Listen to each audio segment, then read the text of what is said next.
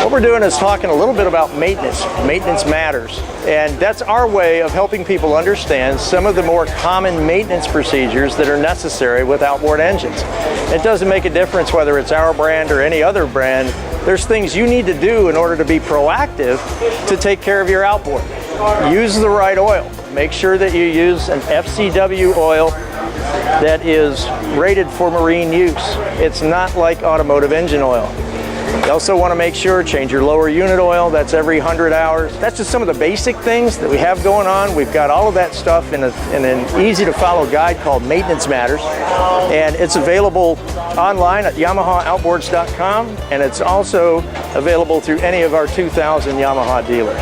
What we're doing is trying to show some people some of the more common things that happen. Number one, these are the 10 micron filters. You'll notice this filter is very large, much larger than most of the other ones on the market. And that spring that you have down there in the bottom, that's your water trap area. So you not only have a large filtration area, you also have a large water trap as well. You change these every 50 hours and it keeps your fuel clean, keeps water out of the fuel. You've got a choice of aluminum or stainless steel head, and it's just a spin-on filter, much like your oil filter is. Then every engine is going to be equipped with anodes of some type. You want to keep an eye on those. When they get to looking like this, okay, and actually get to being about 30%, between 30 and 50% gone, you want to go ahead and replace that. Make sure and use factory anodes. The reason being is, number one, there's subtleties to their shape, like this little water scoop here. That's actually to keep the hub of the propeller cool. And if you put in an aftermarket that doesn't have that, you're risking damaging your propeller. Second thing is, these are manufactured specifically to protect the engines. Stay with OEMs on anodes. It's just, to save a few pennies, it's not worth it. This is a water pump. Every outboard engine has one, okay? It's not always this big. You'll notice there's some smaller ones in here.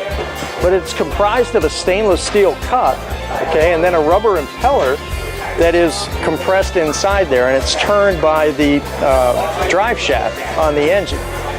And that is, it's very dangerous to start your engine without any water. That's why we always insist on having water put on your engine before you start it. Because that's stainless steel versus rubber, and the rubber is going to lose every time. And it does not take very long for that to happen. And this is what you can wind up with very quickly. It will actually break the veins off, it'll overheat the cup, and the cup can actually, be catastrophically damaged. These are the folks that say, you know what, I'm going to check my battery before I go to the lake, and boom, turn it over and let it run for a second in the driveway. So don't ever do that. Always make sure you have water on the engine, flush muffs, whatever it is you need to do in order to provide cooling water to that engine, because that's serving as a lubricant for this water pump.